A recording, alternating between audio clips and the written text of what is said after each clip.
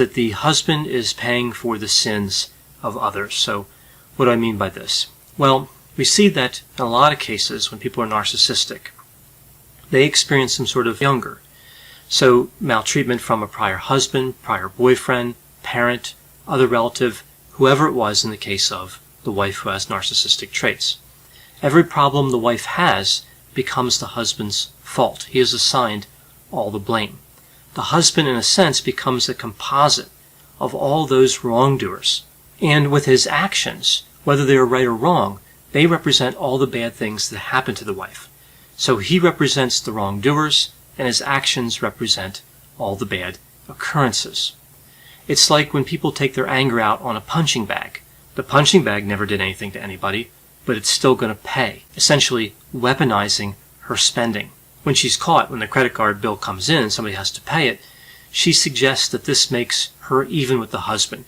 This is actually a very common way for a wife with narcissistic traits to explain away maladaptive behavior. The narrative that the wife paints has always been one where they're both hurting each other, but unequally, right? She has the worse end of the deal.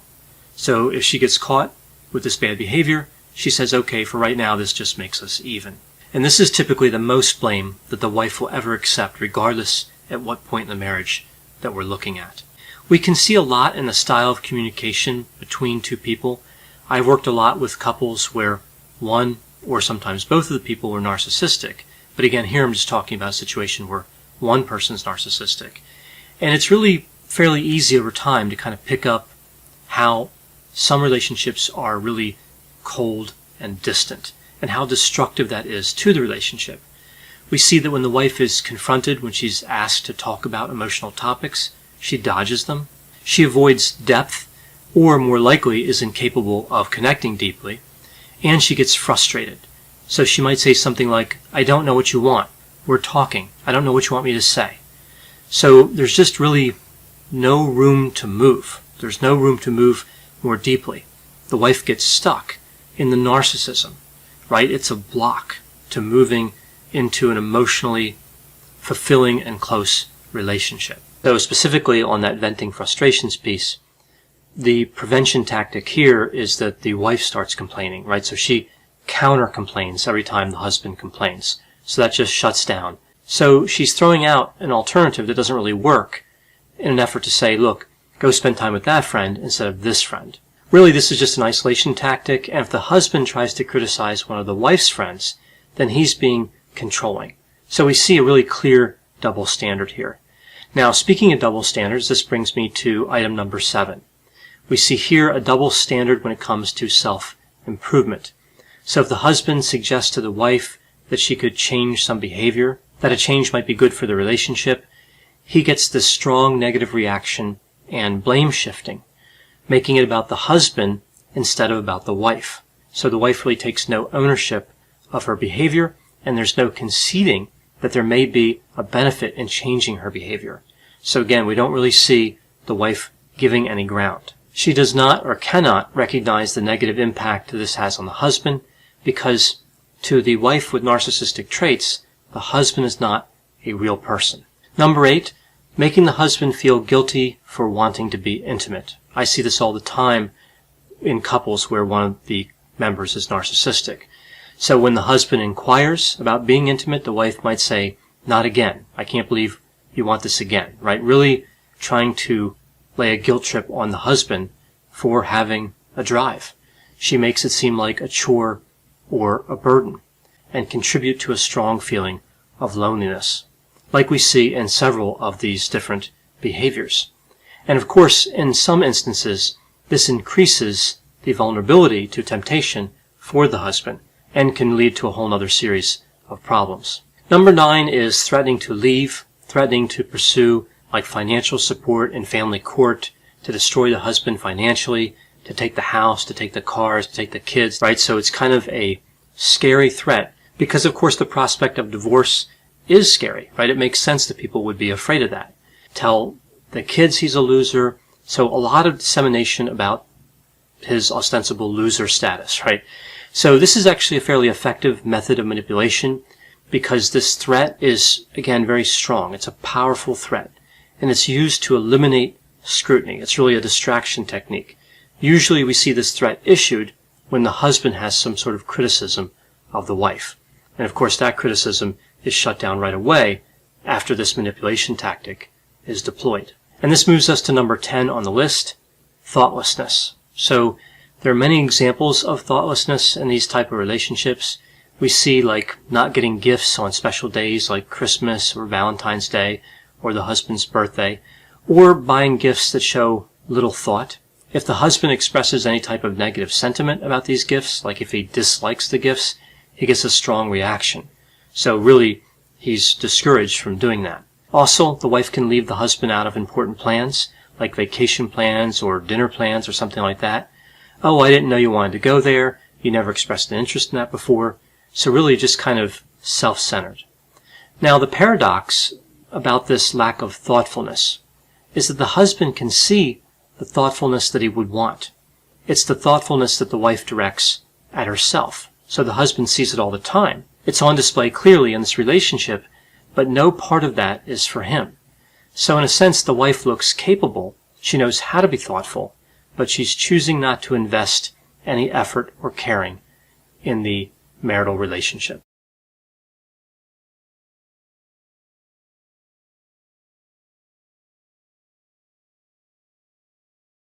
Hello, this is Dr. Grande.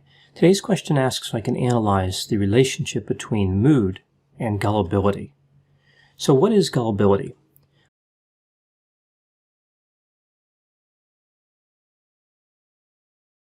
Well, gullibility is an individual's propensity to accept a false premise in the presence of untrustworthiness cues.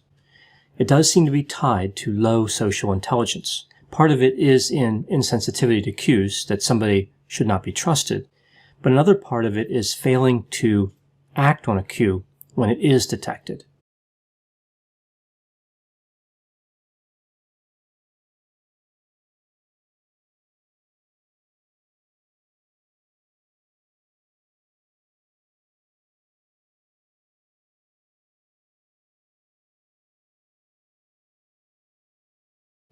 Another way that we can look at gullibility is to compare it to credulity.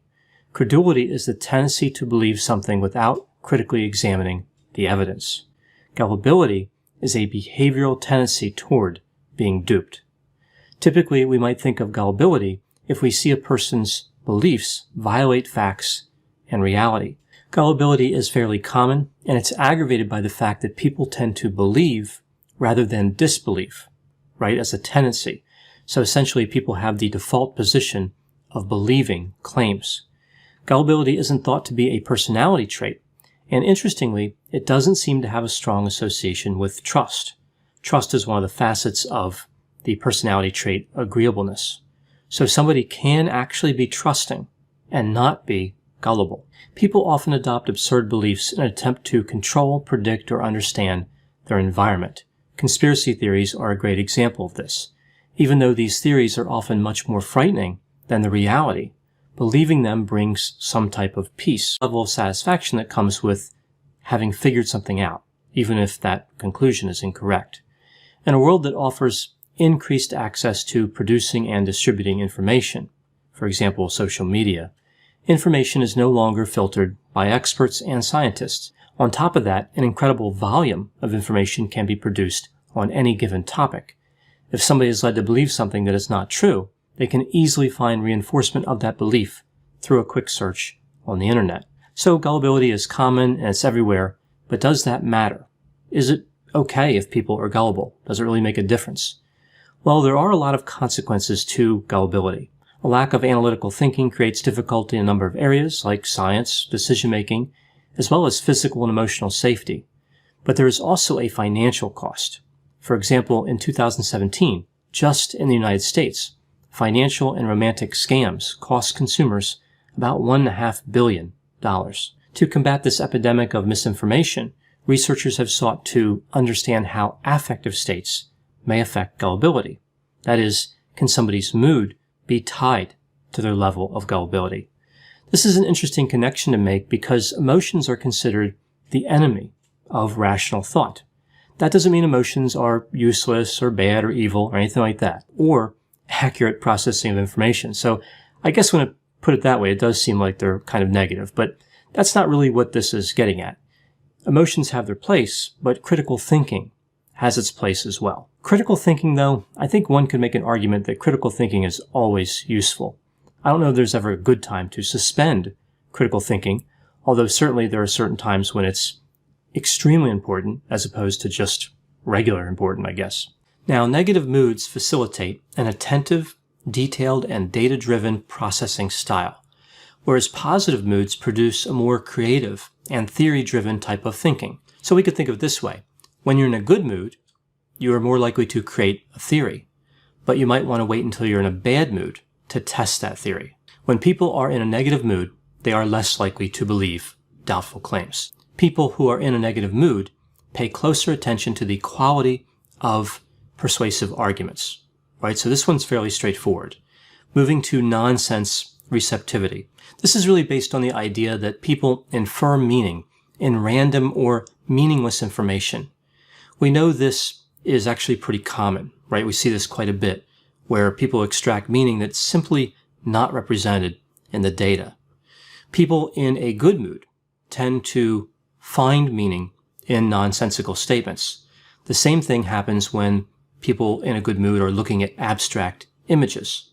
In addition to being more gullible, we see that people in a good mood also form their judgment more quickly. And of course, usually this is associated with making a poor decision.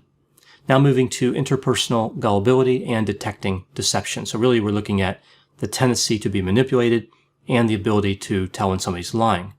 As it turns out, people are not really good at detecting deception. I've talked about this before in other videos. Determining if emotional expressions are genuine is an aid in detecting deception. People in a positive mood tend to rate the sincerity of facial expressions as credible. So if they see somebody who appears happy, sad, disgusted, surprised, angry, or fearful, the 6 basic emotions, they tend to believe the expression is genuine. Something else that can be helpful when trying to detect deception is figuring out if a statement contains ambiguity. So if it's open to more than one interpretation, unclear, or inexact. People in a negative mood are more likely to classify ambiguous statements correctly. What about experiments where intentional deception is taking place? What results do we see here?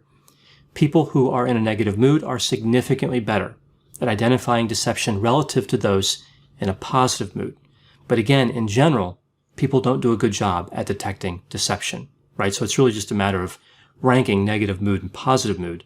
That doesn't mean that somebody with negative mood is incredible at detecting when somebody's lying. Now, the last category here is eyewitness gullibility. Many people tend to think that eyewitness accounts are accurate. We know from the research literature that not only are they unreliable and inaccurate, but they are extremely susceptible to contamination by misleading information received after the event was witnessed. This, of course, is referred to as eyewitness gullibility, and it has a tremendous influence on overall eyewitness accuracy. So all this information on gullibility and mood is quite interesting, but how can it be applied? Can we do anything with these findings? Next point, narcissists have a better chance of fooling you when you're in a good mood. But a careful narcissist will use their superficial charm to make sure their victims stay in a good mood.